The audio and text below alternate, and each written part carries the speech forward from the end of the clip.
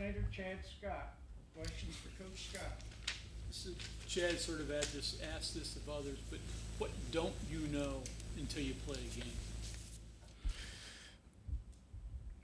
What don't I know until we play the game? Well, how the guys gonna come out and react? You know, we've been playing against each other now for almost a month, and so you get guys that get all nerved up and just in terms of how they gonna go out, particularly some young guys, some new guys, transfer guys we got in, just gonna have them guys can go out and respond right away in game like situations. And obviously, things you don't know. We know what we know based off what we've seen off film, but we have all had a lot of time to prepare. So when you get a lot of time to prepare, you got a lot of different minds that come up with different things. So a lot of things you don't know either is what you think you know what you're gonna see, but you also go out there and see some adjustments, some things that you hadn't seen as well. Any experience against Manny Diaz? I have experience from playing at Troy back in like 2000, I think. 7 something, yeah. So I don't. Not a lot of recollection. No. Yeah. So, but style-wise and what he's going to do defensively, pressure-wise, things like that. I mean, that's kind of been a staple with him through his career. Yeah, it has, and we've had a lot of time to prepare for it. Obviously, it's when you look at the season from last year, they presented something differently every game. They different from what they were when they started the season to what they finished the season, and so we can expect to see something different at least early on. Obviously, people are who they are, so eventually they'll get back to their base and things that we have prepared for. But we can expect to definitely see something different than what we've seen thus far. How much do you preoccupy? I mean, obviously, when you study them, you're going to look at what you see and you work off that. Right. Then how much enters your mind about things that they can do off of that? Do you preoccupy your mind with that a lot, or do you just worry about what you see and then adjust as you go? You just worry about what you see and adjust as you go, because we got to do what we're good at first off, and we can't. We show the guys what we've seen and the things that we've seen multiple times from what they've shown. But the best thing we can do is be great at what we're great at, and match the things that we're great at, and then see all the things that they've shown us multiple times, and make sure that the things that we're good at works well against whatever it is they're gonna bring to us. So it's a lot of unknown, but best thing we can do is stick with what we're great at. So there's a lot of talk about 4 running backs this camp and how well they've played. Can you get 4 guys touches in a game? Well, when you got a initial, you like to say no, but you come out, first game with the jitters and the, just anxiety of going out there and playing. You may get some guys that may be fatigued early on, and I want to do a great job keeping those guys fresh. We got got a good mixture of big guys and some smaller guys, so it's going to be critical for me to keep those guys fresh, so we get the best version of each and every last one of them. And obviously, one of them gets hot, gets going, and adrenaline gets rolling. We'll stick with that hot hand. But like I said, initially you would say no. But the good thing about us is they're versatile in what they can do, and so it's opportunities for those guys to get the ball in their hands without just handing it to them as well. You study them. Obviously, they've got good players at all 3 levels. Mm-hmm. Is there one area when you guys turn on a tape and go, whoa? Yeah, 3rd down and long. We want to stay out of those situations.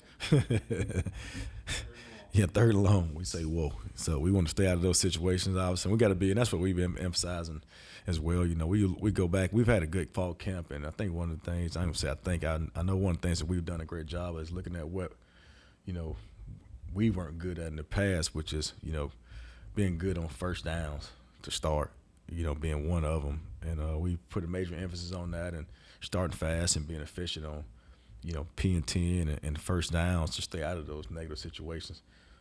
So we don't say, whoa, and we're in a position where we can be more effective. Who are some of the key players that stand out for you on their defense? On their- There's a bunch. Key players, they got a good team across the board. Key players for us being a running back coach, we always pay attention to the backers. So they got a really good linebacking crew. They've experienced guys and played a lot of football. And obviously, like I was talking about the 3rd long situation, so the two guys on the edge, really good football players as well. So, well-coached bunch, talented bunch. be a great opportunity for us to go out and be the best, put our best version of ourselves out there as well. You mentioned good players, and I'll ask you. Feldman had his freak list, and he had 6 of the Penn State guys on there. Yeah. Most teams get 1 or 2. Right. They had 6, and I asked Jordan, and he introduced another guy, so you're up to 7 now. Is there one guy on that team that you're like, wow?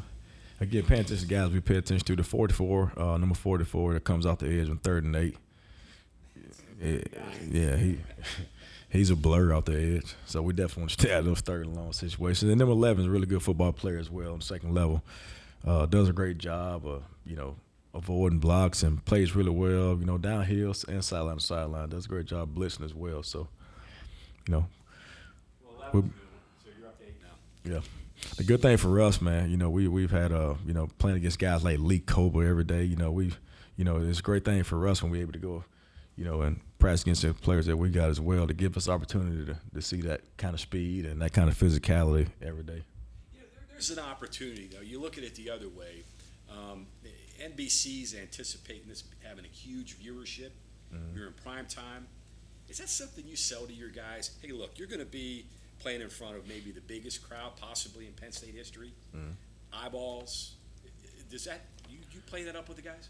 No, we hadn't really. Because we've had a lot of the guys that we have right now. We've been in front of that prime time. Last year with the opener against Pitt, and then Virginia Tech openers. On Thursday night. And so a lot of guys we've had that. More so just being great at what we've been great at. We're a great football team too, and it's an opportunity for us to go out and and show the best version of us. But we've done a great job, particularly today. Putting the guys in the a game like atmosphere. We stayed in the indoor today and closed all the doors. I'm able to hear right now. It was so loud in that indoor facility. But we put those guys in that kind of environment so they kind of get his gist of what it's going to be like then. And I think we did a great job with it today. So we continue to do that. From the prep from last year, I know your approach this camp has been to be more physical than you were last year. Mm-hmm. There may have been reasons because of the numbers and whatnot. Right. But is there any carryover to getting prepared for a game like this right off the bat?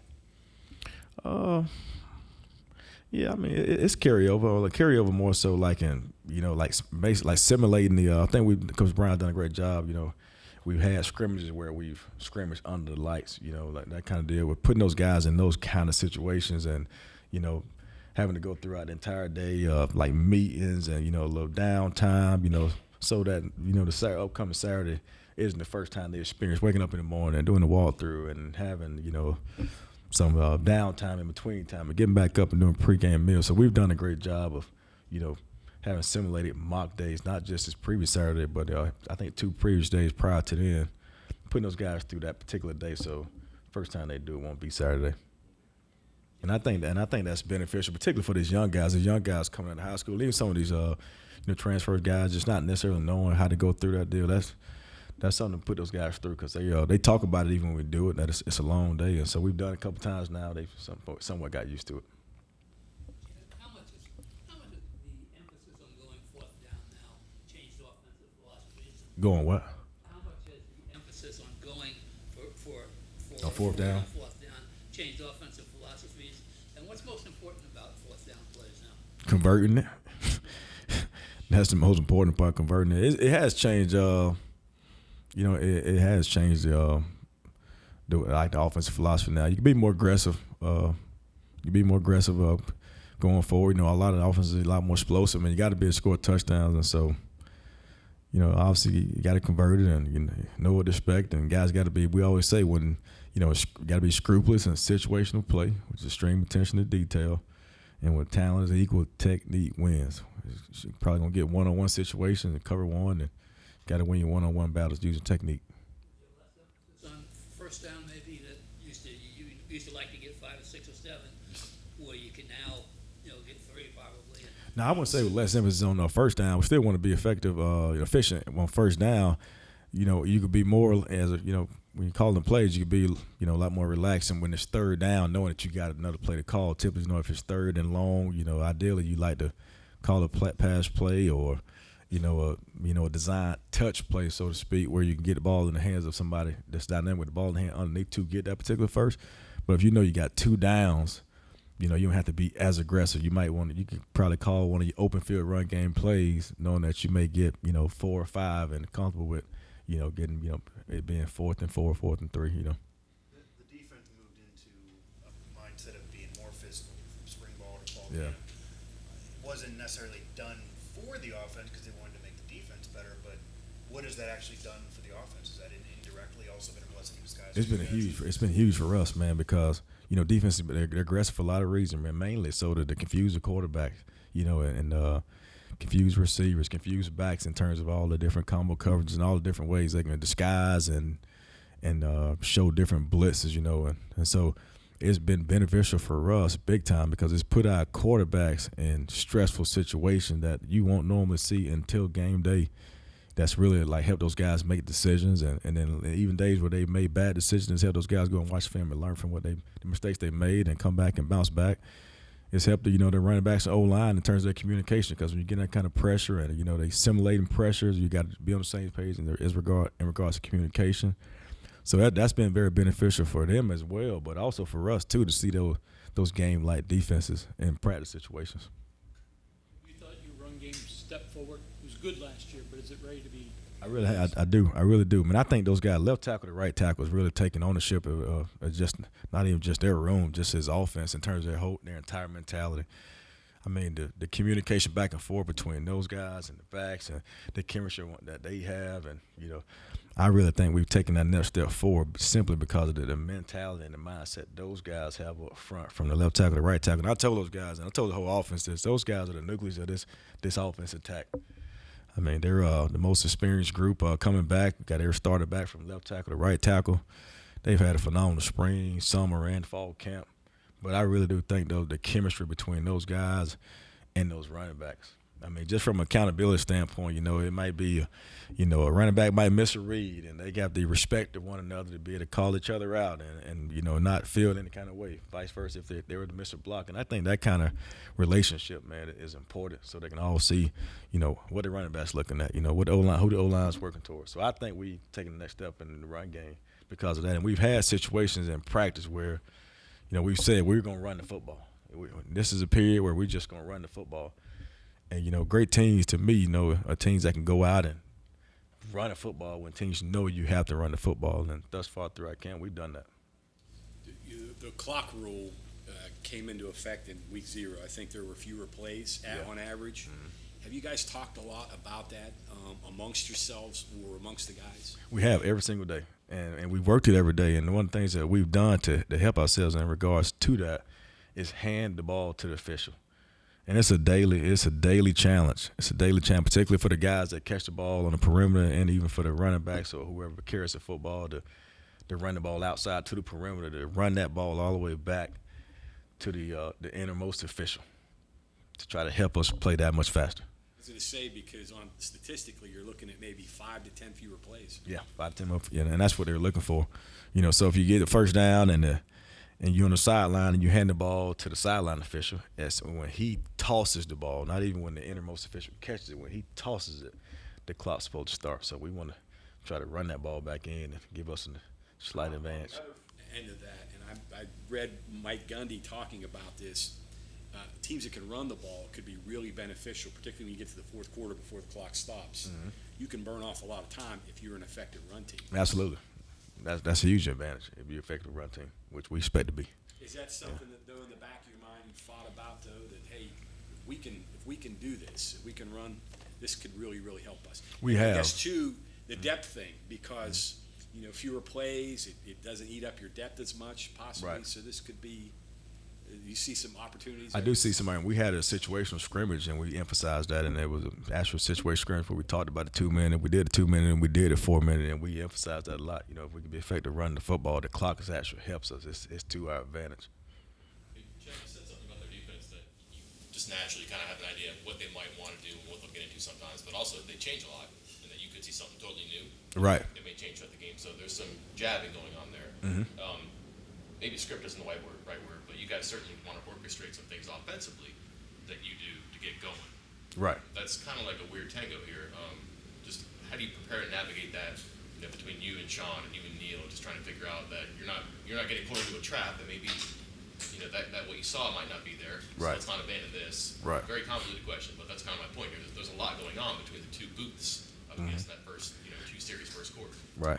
Well, you know, between the three of us and Coach Brown and Coach Reagan, they probably faced Coach Diaz a lot more than I have. So, you know, with the familiarity that they have with him and I have with him, and all the information we got between all of us in the film and the video, even if they do something new, it won't stray off too much from, you know, what he's accustomed to doing. And the plays that we have right now, they're pretty much universal in regards to anything that they may throw at us.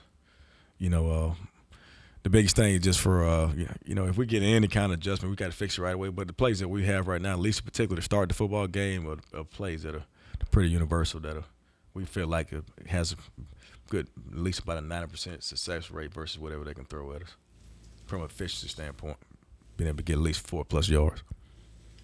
Go in this with an idea of how much to use CJ, either a maximum or a minimum of what you want to snap count, touches. Yeah, I don't really have a, you know, ideally, you know, I love him to get, you know, 15 plus touches, 15 plus touches. He's gonna play. We're gonna let him roll. I mean, they're gonna roll as long as he stay fresh, you know. And he's done a good job here over the last half of the fall camp, you know, being able to play multiple plays consecutively, particularly after run the ball 2-3 times. So hopefully, you know, ideally, we love for him to touch the ball 15 plus times.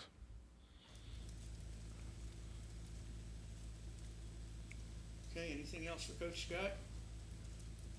All right, thank you, sir. Thank you all.